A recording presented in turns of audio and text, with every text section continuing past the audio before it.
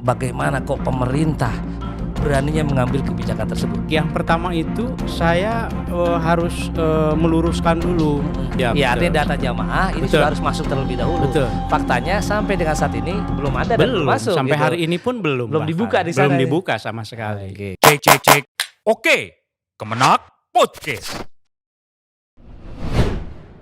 Sahabat religi dalam program Kemenak Podcast. Dan dalam kesempatan kali ini kita akan berbicara dan juga akan ngobrol bareng berkaitan dengan yang saat ini tengah viral, yakni tentang pembatalan ibadah haji untuk tahun 2020.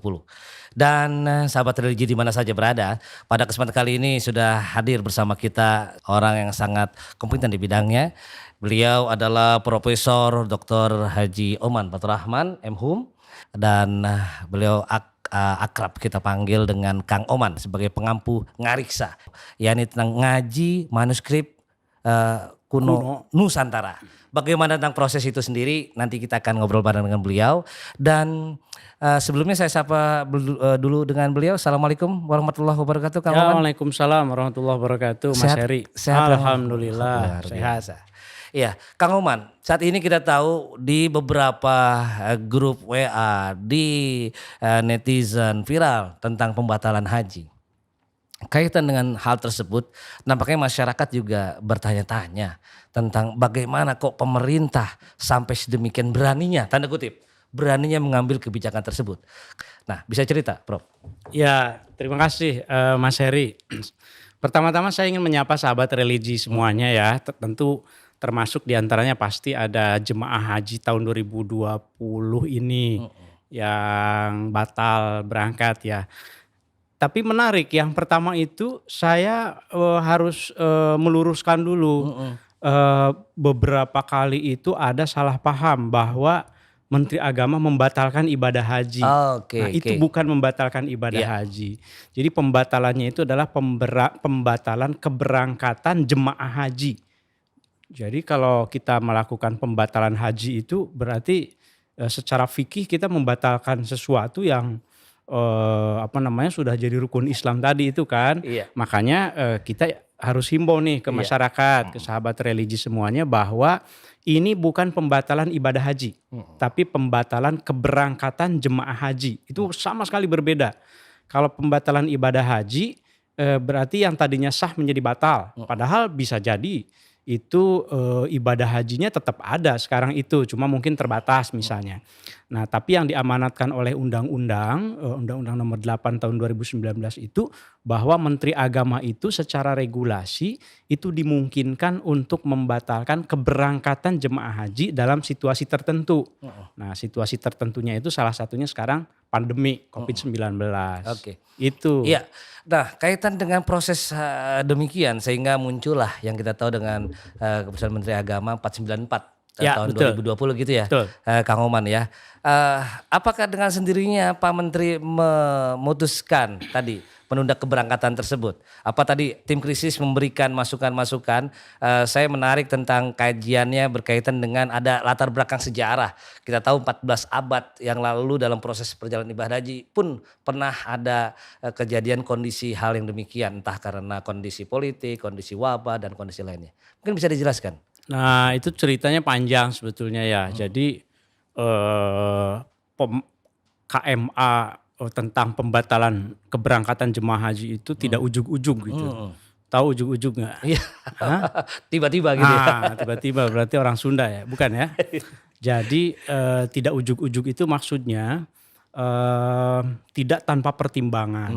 Menteri Agama itu memutuskan pembatalan keberangkatan jemaah haji. Itu pertama kali itu sebetulnya ketika tanggal 27 Februari kita itu dikagetkan dengan pembatalan umroh gitu kan ya. Tiba-tiba pemerintah Saudi menutup akses umroh di pagi hari jam 7 kalau tidak salah itu tanggal 27 Februari. Lalu kemudian siangnya itu Kementerian Menko PMK segala itu mengadakan rapat dengan termasuk dengan Menteri Agama. Nah, ada pembatalan umroh dan akses masuk ke ke Saudi Arabia, ke Mekah itu khususnya pada saat itu ditutup begitu ya. Nah, lalu kemudian dalam beberapa hari berikutnya memang kita melihat bahwa ini kelihatannya apalagi setelah diumumkannya positif corona tanggal 2 Maret itu kelihatannya ini akan berlanjut kalau melihat situasi pandemi yang dinyatakan oleh WHO.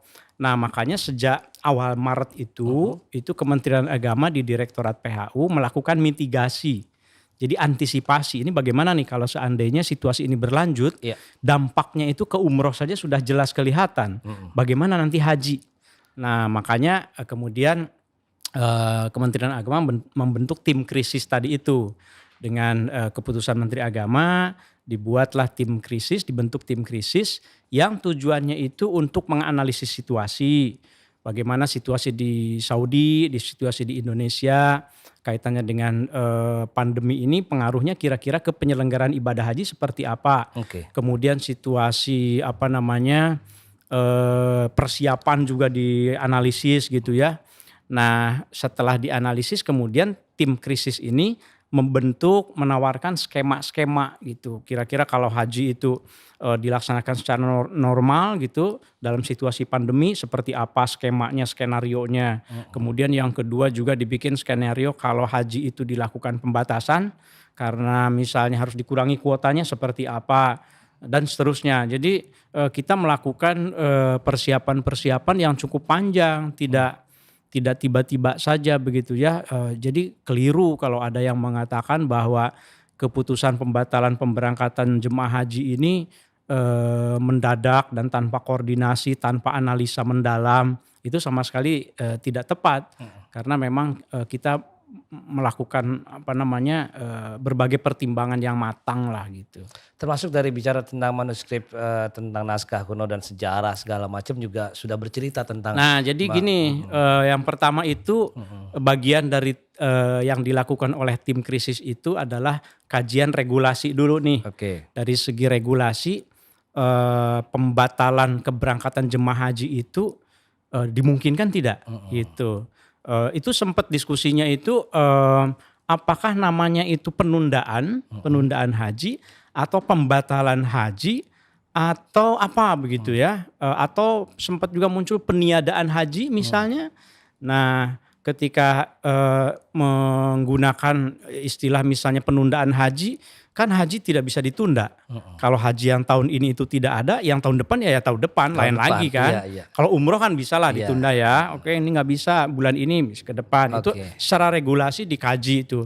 Nah, akhirnya kita juga tidak, karena kementerian itu kan institusi resmi ya, kita melakukan konsultasi dengan Kementerian Hukum, Kemenkumham, minta fatwa lah kira-kira secara regulasi itu.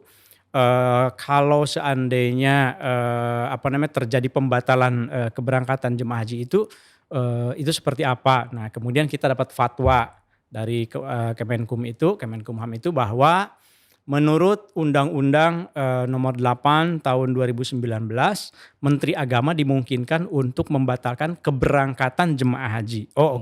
Berarti pembatalan keberangkatan, bukan pembatalan hajinya secara regulasi. Itu yang pertama. Yang kedua, kita melakukan juga kajian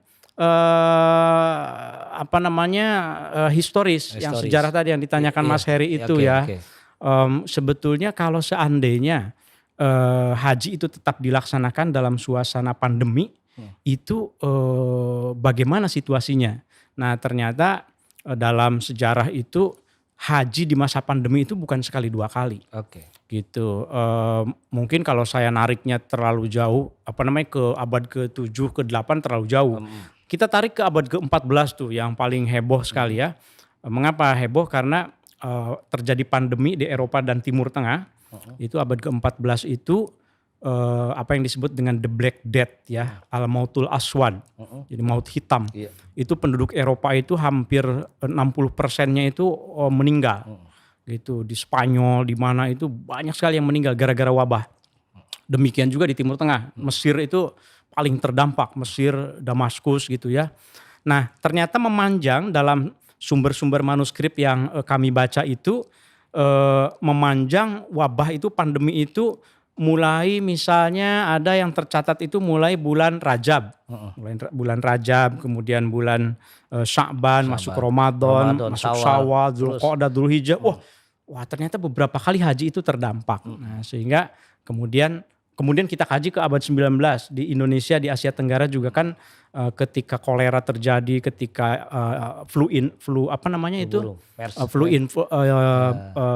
Spanyol disebutnya itu yang tahun 1918 itu juga sangat terdampak sekali. Banyak yang meninggal ketika haji itu dipaksakan gitu ya. Nah, ini menjadi pertimbangan. Apalagi COVID-19 belum ada vaksinnya dan juga tingkat penyebarannya itu lebih dahsyat karena nggak kelihatan. Kalau yang wabahnya itu sifatnya bubonik itu benjol gitu ya. Di sini kan kelihatan ini kena wabah nih gitu kan. Tapi kalau COVID-19 kan nggak kelihatan. Gimana nanti jemaah haji itu bisa mengenali yang tidak kena wabah, kan susah kan. Ini maka kemudian muncullah pertimbangan yang sering kami ungkapkan, yaitu pembatalan keberangkatan jemaah haji itu pertimbangan utamanya karena keselamatan dan kemanusiaan. Nah, itu yang paling penting.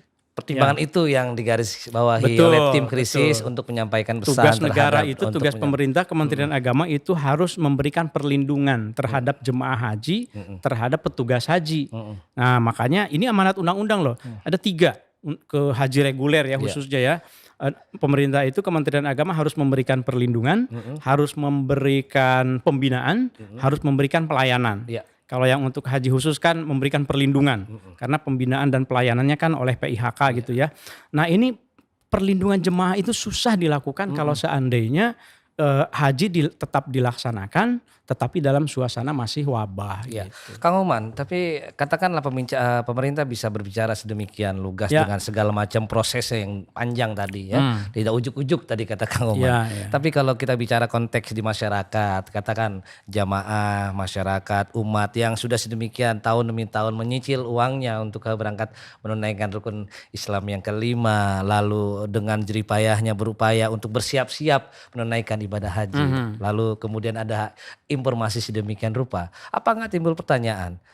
Pemerintah nggak mau repot untuk ngurusi hal semacam itu, kenapa nggak dibuka saja lah masalah mati dan segala maut itu urusan di atas. Iya betul. Nah, pemerintah itu sudah repot loh. Sudah repot. Kami itu tanggal 7 Maret kalau tidak salah, itu tim dari Direktorat PHU itu berangkat ke Mekah tetap. Padahal itu sudah diumumkan waktu itu ada yang positif ya.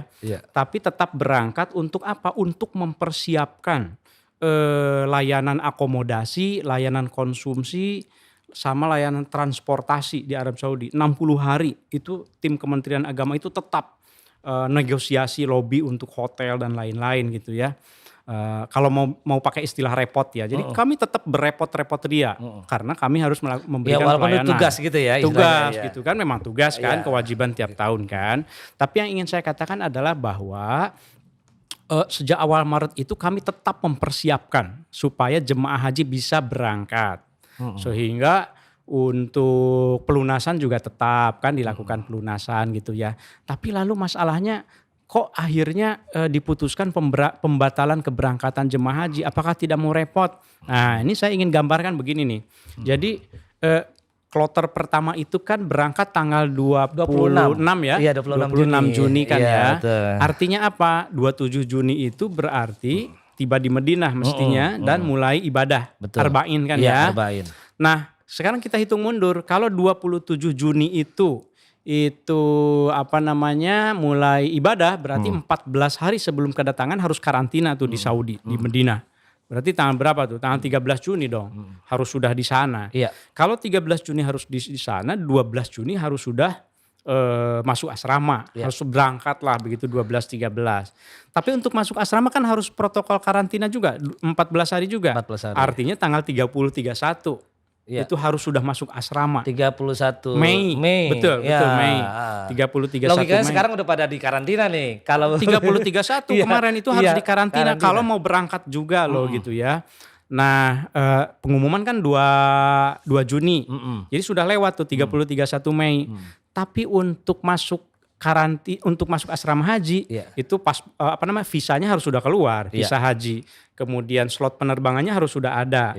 kemudian akomodasi di sana layanannya harus sudah ada. Iya. Nah itu semuanya harus masuk ke aplikasi e-Hajj yang dikelola oleh Kementerian Urusan Haji dan Umroh di Saudi dan itu belum dibuka sampai 2 Juni bahkan sampai sekarang. Belum dibuka ya? Belum dibuka. Jadi mau gimana masuk asrama, mau gimana karantina, nggak mungkin. Itu diumumkan 2 Juni itu karena tanggal 30-31 sudah istilahnya sudah kadaluarsa gitu. Prof, mungkin supaya menjembatani sahabat religi ini, e-Hajj ini kaitan nanti dengan visa segala macam ya. Iya, Iya, betul, artinya data betul. jamaah ini Betul. sudah harus masuk terlebih dahulu. Betul. Faktanya sampai dengan saat ini belum ada dan belum Belum, masuk. sampai gitu. hari ini pun belum. Belum bahkan. dibuka di sana. Belum dibuka sama sekali. Oke. Gitu. Jadi hal yang sangat Jadi wajar. kaitannya dengan pertanyaan tadi itu apakah Kementerian Agama tidak mau repot?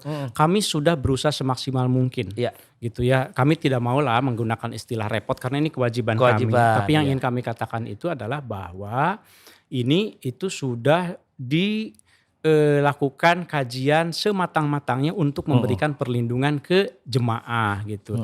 Bayangkan kalau seandainya kita nekat ya udah kita berangkatkan saja deh misalnya, nggak perlu nanti tunggu Saudi siapa tahu gitu di akhir-akhir misalnya dibuka berangkatin aja tidak pakai karantina tidak pakai apa lalu di sana kena wabah meninggal siapa yang mau tanggung jawab? Iya. Nah, negara nanti disalahkan juga kan pemerintah Iya, ya. iya, Saya iya. kira itu Iya, pertimbangannya. jadi artinya pemerintah sudah sangat berhati-hati untuk melakukan Insya Allah. eksekusi tentang keputusan hal tersebut ya. Ya. Lalu ada kaitan dengan proses yang terjadi misalnya, memang untuk hotel, untuk akomodasi, memang sengaja dari informasi dari pemerintah Arab Saudi sendiri belum untuk supaya memberikan atau juga menuntaskan kewajiban-kewajiban itu. Betul, betul.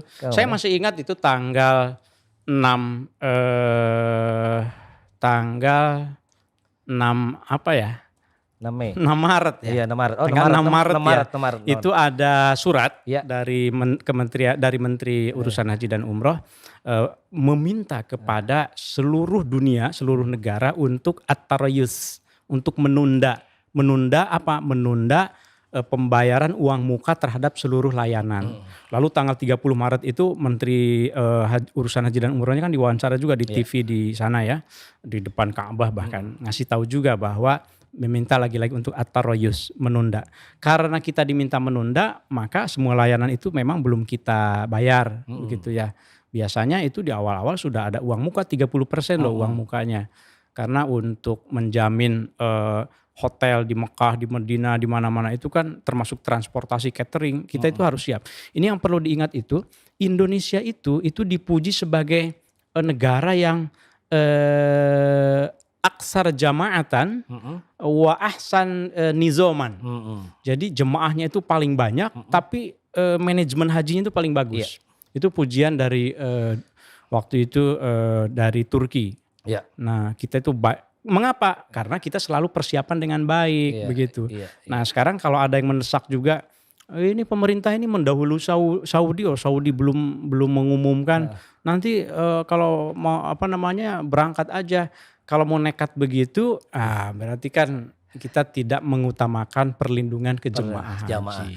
Dan nampaknya dalam kondisi seperti ini, Kang Oman tidak hanya Indonesia. Oh iya betul.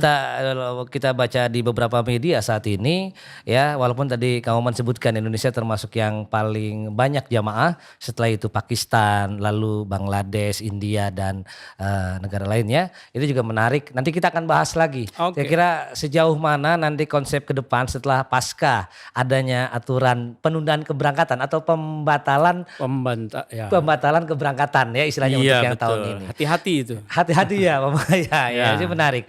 Ya, baik sahabat religi di mana saja berada, kita akan kembali lagi sesaat lagi. Oke, thank you sahabat religi. Bungkus.